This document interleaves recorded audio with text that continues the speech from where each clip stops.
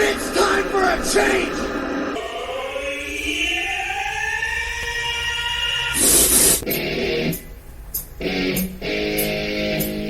I have so much anger. I feel like I've been raped. In the face!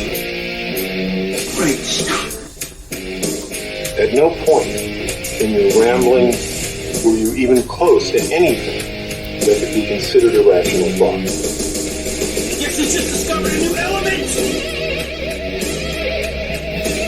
This is the element of surprise.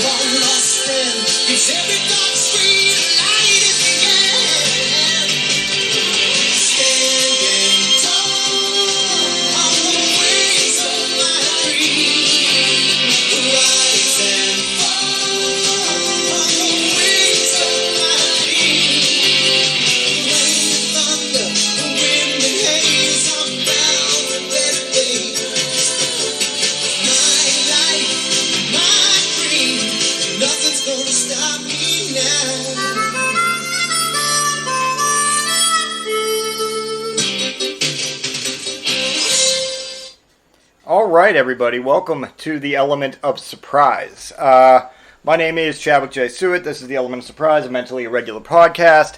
And tonight we're going to talk about forgotten TV shows. That, of course, what you just heard was the beautiful, wondrous, possibly best opening theme song to any TV show of all time, the theme song to Perfect Strangers.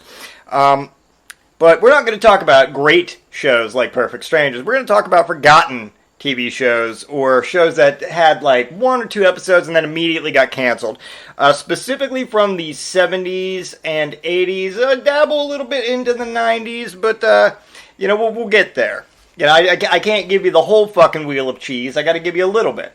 Before we get it started, we're going to talk about what the fuck ever I can't remember. Oh yeah, how about checking out the podcast, this podcast, at eosmentallyirregular.podbean.com. That's our hosting site.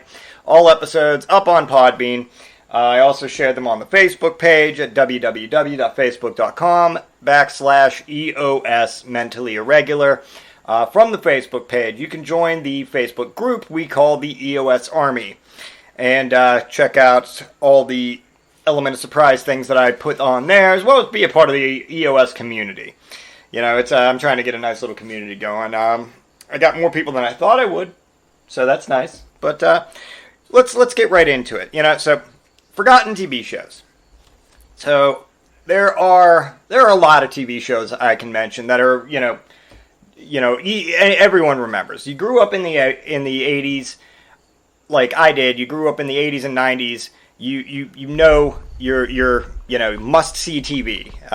There was Perfect Strangers. There was Full House. There was Alf. There was Family Matters. There was Family Matters actually being a spinoff of Perfect Strangers. Not many people know that, but it is. There was Knight Rider. There was fucking so many that I can't even fucking think about what I'm trying to say right now. Too many to mention, basically. But you know what I'm saying. And in the 70s, there were some good shows, too. The Incredible Hulk was huge back then, with Bill Bixby, things like that. But, I'm going to talk to you guys tonight, right now, about some of the lesser-known ones. Some of the forgotten TV shows of the 70s, 80s, and 90s. And we're going to begin with a show that was on TV in the late 70s, and it was called Ark 2. A-R-K, and then the Roman numeral 2.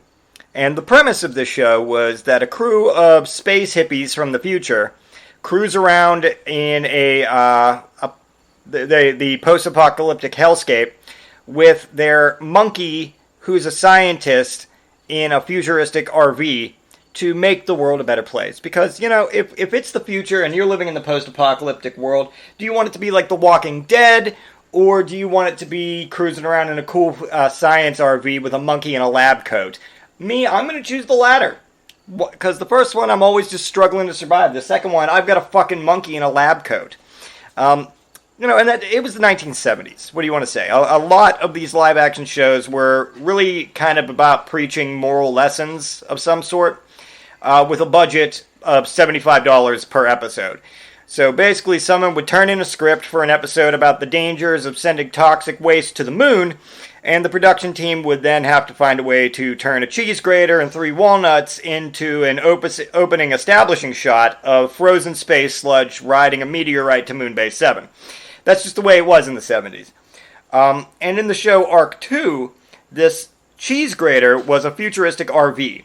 And the RV was the centerpiece of the show. It was like Kit in Knight Rider, or Estrogen in Xena Warrior Princess. It was the focal point of the entire show.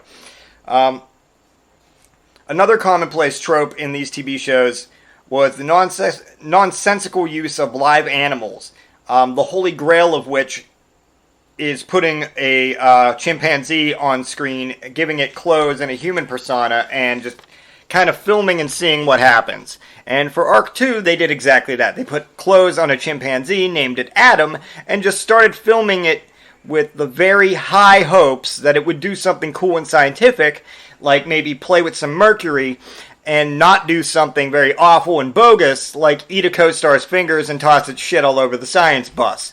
But, you take what you can get. What they ended up with was Ark 2. But, like I said, that was the 70s. I mean, every man alive back then looked like he was ready to sell an Oldsmobile Cutlass Supreme at a moment's notice, and every TV show was a nonsense burrito seasoned with wildly inaccurate science that could in no way, shape, or form be verified. Now,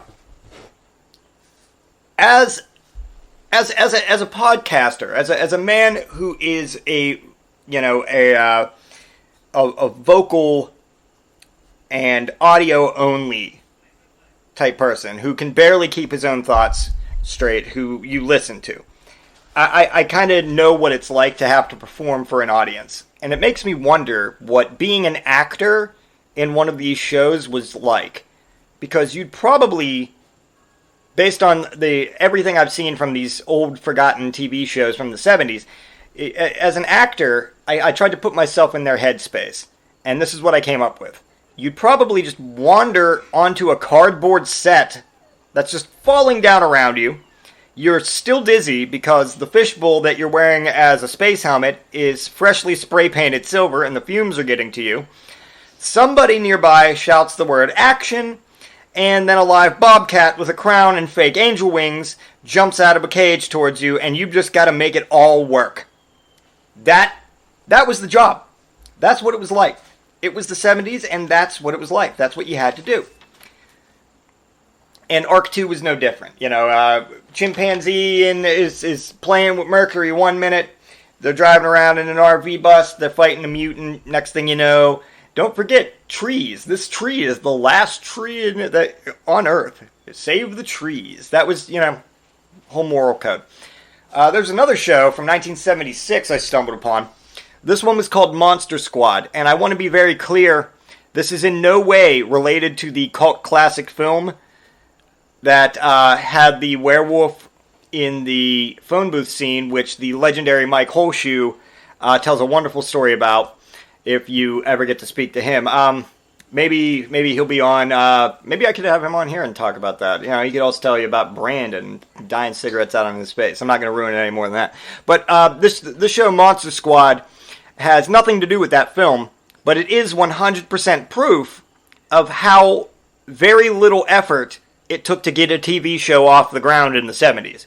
Basically, you only needed access to a prop house and an incredibly loose concept of what you wanted the plot to be, and any studio would just pick it up and say, yes, we'll have that. Because here's the premise of Monster Squad. Some weird college kid, whose name is Walt, works the night shift at a wax museum. Which, for the record, kind of a side tangent, wax museums were oddly popular in the 70s.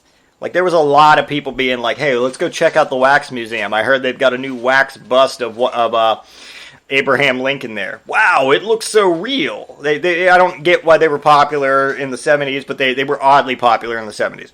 And anyway, so Walt works the night shift in a wax museum, and for no established reason whatsoever, he builds a high-tech crime-fighting computer in an Egyptian sarcophagus, which then, of course, goes crazy, and again, for no other reason besides furthering the plot, brings the wax sculptures of Dracula, the Wolfman, and Frankenstein to life, where they all immediately decide to start solving crimes.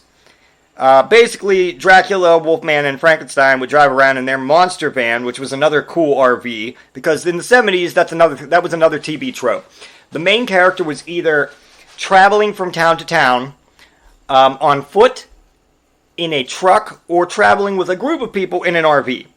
So the Monster Squad, being Dracula, Wolfman, and Frankenstein, would drive around in their monster van until they'd find some Scooby-Doo villain reject and, solve the crime involving them. Meanwhile, the nerdy teenager, Walt, would monitor their status from the wax museum like a 70s teenage Alpha 5 from the Power Rangers. He was in no way, shape, or form a 70s teenage Zordon. He was 100% Alpha 5. And the computer being built into a Egyptian sarcophagus, which is not even a real Egyptian sarcophagus, it was a wax sculpture of an Egyptian sarcophagus, makes no fucking sense to me, but hey, 70s, plot. The best part is that there's absolutely no reason at all why these three legendary movie monsters would be fit for any crime fighting whatsoever. They just sort of went through the motions. And they had regular powers, like Dracula would turn into a bat, and the werewolf would, or the wolfman was a wolfman and would howl. You know, their powers were basically, they were just pale, hairy, and tall. That was Frankenstein, Dracula, and the wolfman's powers in this show. I'd like to know how anybody at all, thought that this would be a good idea. And I, again, had to put myself in a certain headspace. You know, what exactly was the 3:45 a.m. cocaine and LSD-fueled writer's room idea session that eventually gave concept to this, or life to this concept? What was that like? And how many other ideas did they spitball and then just toss aside so that this show could make the light of day? I have to ask myself these questions, and I'm never going to know the answers, but Jesus Christ, can you imagine? I'm personally pretty convinced that they tagged a bunch of words on the wall, blindfolded each other, snorted cocaine, and then just threw darts. They're like, okay, all right, cool, darts, all right, so, Dracula, Dracula, the Wolfman, and Frankenstein, all right, next, Kevin, you're up, throw your dart. Whew, all right, crime fighters, all right, so, we got Dracula, the Wolfman, and Frankenstein are going to be crime fighters, okay, we're all out of darts and cocaine, so let's just roll with that. And that became the show. Then some studio executive, dangerously close to being fired, said, sure, what the fuck ever, I don't care anymore, and gave it the green light. And next thing you know, you had a TV show called The Monster Squad, which was basically live-action, poorly plotted Scooby-Doo. And that's saying something, because the plot of Scooby-Doo was always the same. Moving on, there was another TV show in the 70s called Run, Joe, Run. And to tell you about this one, I first need to ask you a question. How do you turn the plot of The Fugitive into something suitable for Saturday morning TV? The Fugitive, of course, being the show Dr. Richard Kimball is accused of murdering his wife. He's on the run. He blames it on a one-armed man. The answer is make Dr. Richard Kimball a lovable German Shepherd, obviously, because animals. That is the entire plot of Run, Joe, Run, which sounds to me like a title better suited for a show about a track and field star, but no, it was absolutely insane show about a dog being falsely accused of a crime and on the run to prove his innocence with a $200 bounty on its head. A $200 bounty on its head, and not a penny more. That's important. So, during the cross-country journey to prove his innocence and avoiding a soiree of bounty hunters who are going through a living hell to kill a dog for a measly $200, Joe encounters and helps people in need along the way, much like Bruce Banner in The Incredible Hulk. First, again, let's address this $200 bounty. Yes, it was the 70s, and yes, it's a bounty on a dog. But these human bounty hunters in this show 100% had to be spending more than $200 on just their bounty hunting gear alone. Traps, dog treats, tranquilizer guns, camouflage outfits, gas in their vehicles.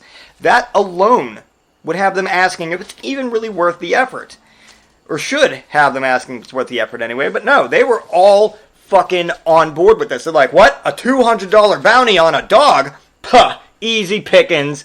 Let's spend $1,800 worth of fucking equipment and track down this dog to not recoup our losses at all. Second, and drastically less important than the $200 bounty, is that once again, it was the 70s, so a live dog was picked to play Joe. And the more I think about it, the more I convince myself that shows back in the day were all about putting real animals on camera and just seeing what happened. I will say that as ridiculous as it is, out of all the shows that I've mentioned or will mention in this podcast episode, this one, Run, Joe, Run, had the most coherent plot by far.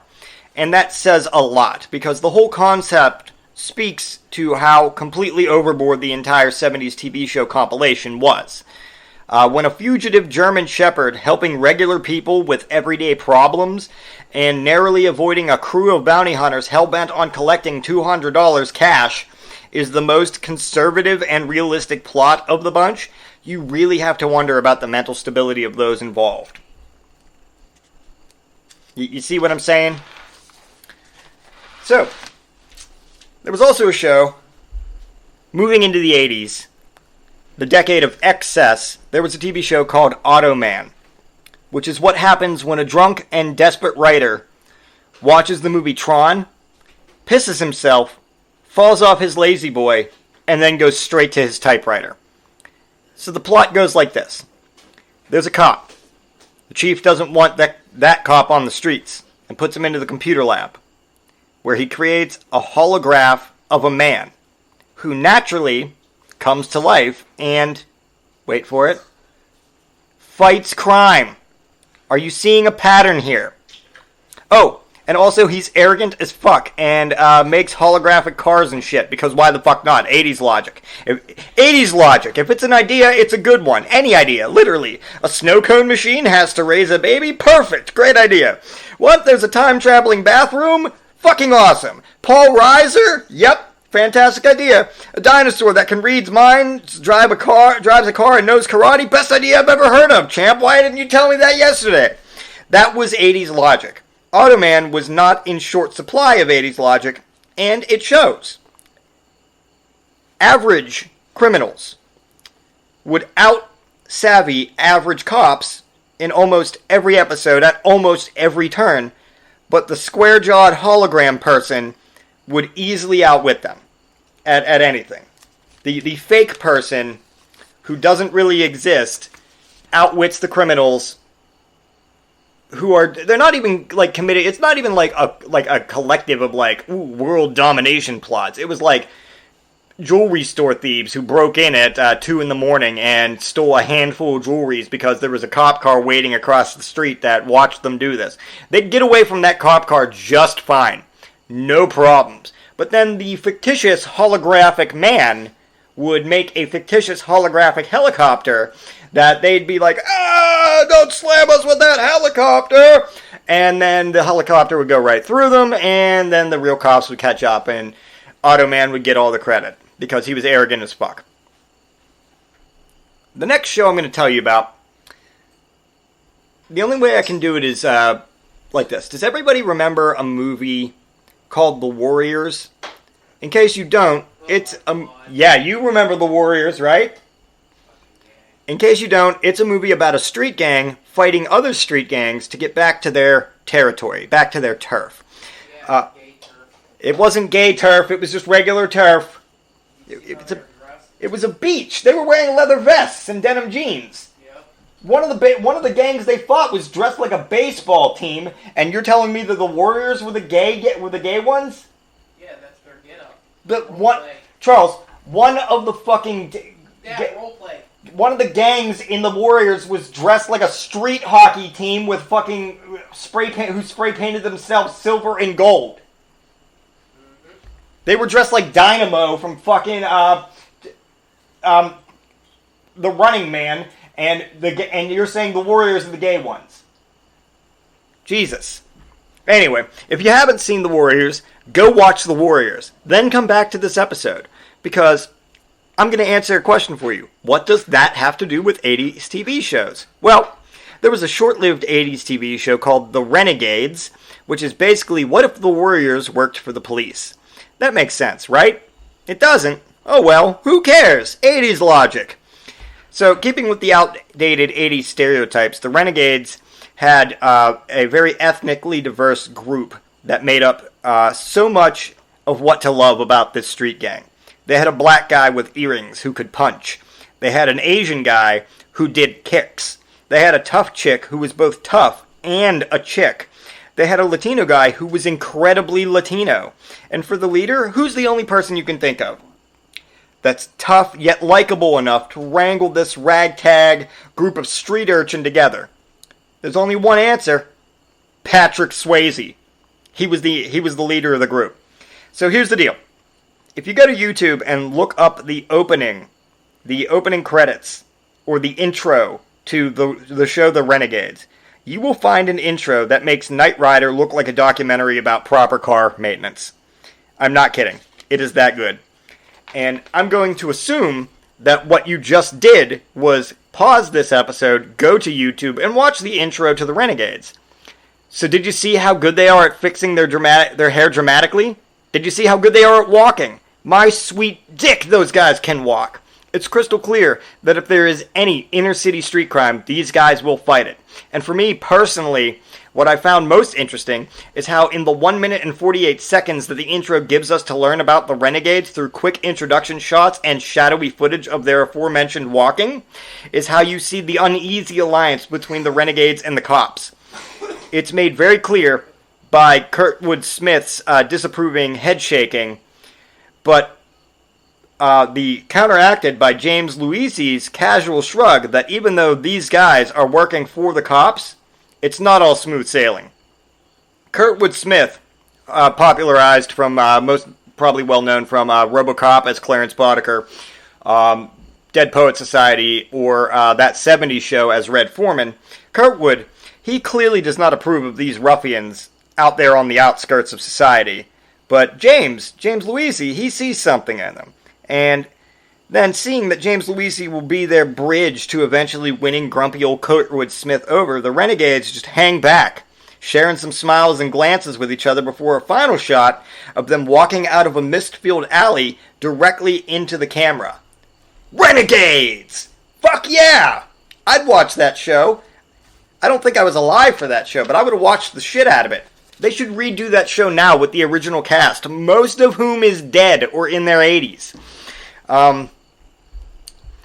So this next one, let me set the scene for you. Let's start here. This next one I stumbled across while researching these other ones. And I have watched it in full 3 times right by now. 3 times so far. I tried to get my fiance and son to watch it. I sent a link to my old buddy Grimace to watch it. And pretty much the response I've gotten from everybody I've tried to make watch this is within the first 5 minutes, this is unwatchable. What the fuck is this? Why did you do this to me? You're a horrible person. As I've said many times before, if you go down enough rabbit holes, you will eventually find something so unbelievably insane that completely takes everything you know about reality and brings it into immediate skepticism. The year was 1981. A virtual slew of TV executives wisely deduced that the 70s were over, and they could no longer rely on simply putting apes in lab coats and rolling the cameras.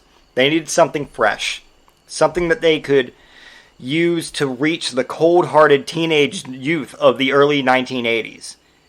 Something that could show them that despite these uncertain times in an ever-changing world, everything would be all right, and that they, as TV executives, totally can relate to what young people coming out of the 70s, moving into a new decade, are going through. What was that something? The power of song. And thus was birthed a musical sketch comedy for teens called The Best of Times. So let's move on. Let me tell you about this abortion. To show how much the show truly understood the teenagers of the era of the early 1980s, they cast totally normal, in no way insane teenage actors that the audience could easily relate to, like Crispin Glover. Everyone relates to Crispin Glover. He was the dad in Back to the Future and the star of a bunch of weird-ass stuff and music that he sings sometimes. In the opening moments of the show, matter of fact, in the first minute of the show, Crispin's mom is complaining about how messy his room is and refers to him as Crispin. So he's playing himself. What we've learned right off the bat is that this is Crispin Glover playing Crispin Glover. And he's just Crispin Glover playing Crispin Glover talking to the camera, to an unseen audience, which I personally 100% believe is still how Crispin Glover lives his life. He just wakes up every day and talks to an unseen camera and narrates things like as if there's a live audience there. He just talks to unseen audience at specific intervals in time. Oh, and if Crispin fucking Glover isn't a relatable enough guy to you as a teenager in the 80s, as the episode continues, literally 2 minutes later, he introduces us to his gang of friends, like his best friend, Nick, who, of course, is played by professional maniac Nicolas Cage. Because why the fuck not at this point, right? Well, why not? We've already cast Crispin Glover as our fucking lead. Let's just throw Nicolas Cage into the mix. That said, in retrospect, I can totally see a teenage Crispin Glover being friends with a teenage Nicolas Cage, but it still doesn't mean that I can in any way relate to them or see them as regular teens just like me. Not without a concussion and a constant IV drip of LSD, anyway. Anyway, Crispin introduces us to Nick, his best friend, who, like most teenagers, spends his days in cut-off blue jeans shadowboxing at the beach. His friend, yes, his jorts. His other friend, sits behind him while he's shadowboxing and watches him shadowbox while eating a hamburger sadly. Another staple of realistic teenage activity, if I might say so myself. Now, as for the musical aspect of the show, Crispin, Nick, and their pals will literally break into song and very loosely choreographed dance with absolutely no provocation whatsoever. I mean, they don't need any fucking reason at all. It doesn't matter if they're at the supermarket or a car wash or hanging out in their own bedrooms. Any phrase, comment, glance, or action will cause them to break into song and dance. They break into a musical song and dance routine over Crispin Glover buying a pair of jeans. They break into song because they've got to work after school. Literally, any reason at all will cause them to sing and dance. Any fucking reason whatsoever. And in between their random fucking dance routines, each of the characters will take a moment to address the audience and will ask their thoughts on one of the many teenage issues of the time, like finding a job, boy problems, or being drafted in case there's a war in El Salvador. I can honestly say that there is no experience on this earth like watching Nicolas Cage go from manic dancing in denim overalls and an ascot to walking on the beach with tears in his eyes, asking the viewer if they're worried about being drafted to fight in El Salvador, which now that I've said that out loud is a sentence I honestly thought I would never ever say.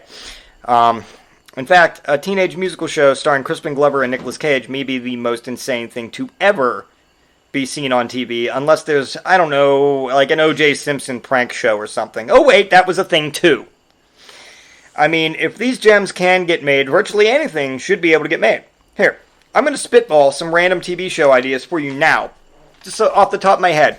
I'm just going to spitball random TV show ideas, and you, as an audience, you're going to listen, and then I want you to get back to me and tell me if you think that they are as relatable and watchable as the TV shows that I just fucking mentioned to you. Number one, right up the top of my head, Bat Clerk. A human/vampire bat hybrid escapes from a government lab, but then saves the president's life. So he's given U.S. citizenship and moved to a local suburb. Now, he needs to learn how to live like an American. So he rents an apartment, gets a human girlfriend, and finds a job at the local convenience store. Let the hilarity ensue. Bat Clerk. I even got a catchy theme song. Bat Clerk, what's he doing? Bat Clerk refilling the vending machine. Bat Clerk, here's his girlfriend. What are they doing? It's so crazy. Bat Clerk. That's the theme to Bat Clerk, by the way, which I'm 100% behind making. How about this one? A typical suburban sitcom like Full House. Only every character in it is an anthropomorphic cat. And it's basically just Full House if all the characters are cats. And we just call it Meow and Then. Meow and Then. Here's an idea for a show, just off the top of my head. Abraham Lincoln gets transported to the 1970s, where he has to coach a high school basketball team.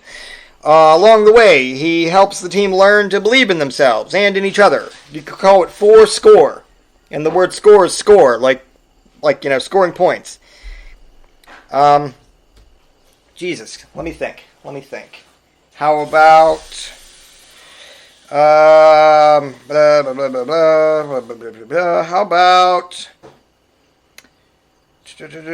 about a dolphin? A dolphin with robotic legs that allows them to walk on land, rides around in an RV with three multi-ethnic teenagers doing, guess what? What else would they be doing? Solving crimes. Title, Operation Blowhole. How about...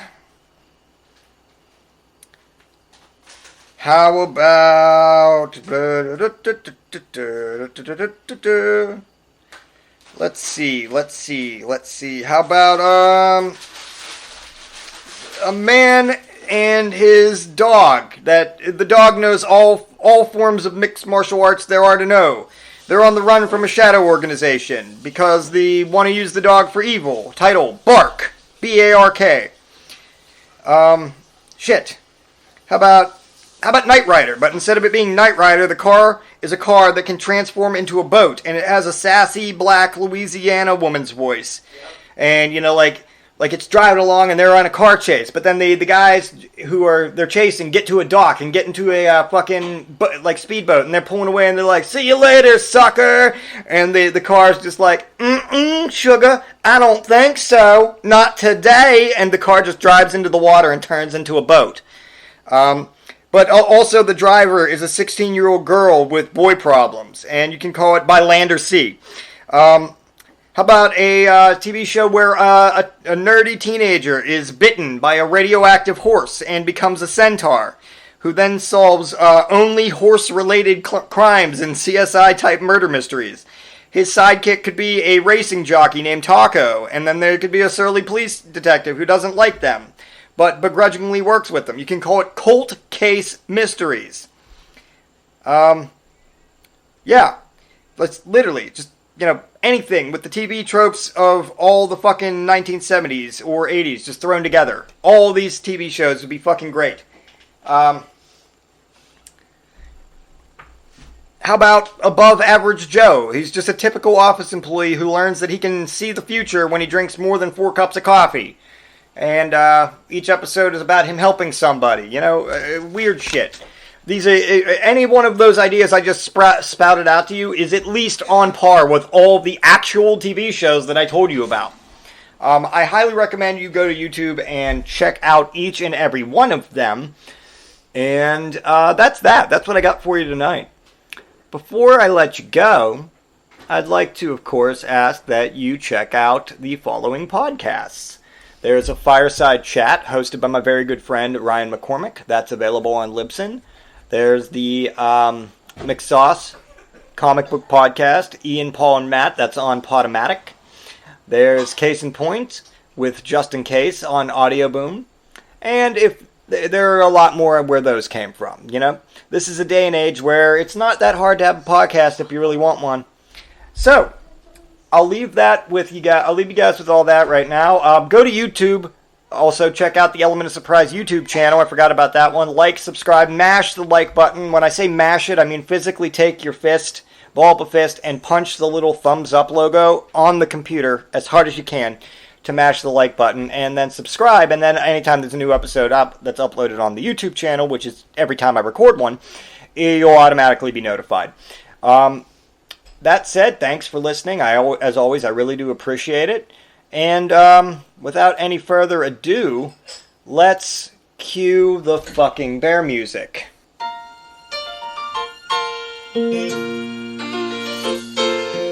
Making your way in the world today takes everything you've got. Taking a break from all your worries sure would help a lot. Wouldn't you like to get away? All those nights when you've got no lights, the check is in the mail, and your little angel hung the cat up by its tail, and your third fiancé didn't show.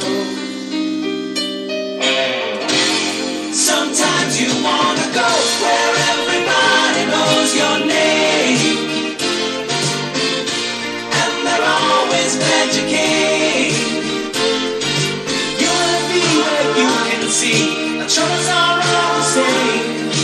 You wanna be where everybody knows your name. You roll out of bed, Mr. Coffee's dead. The morning's looking bright. And your shrink ran off to Europe and didn't even write. And your husband wants to be a girl. Be glad there's one place in the world where everybody knows your name, and they're always glad you came.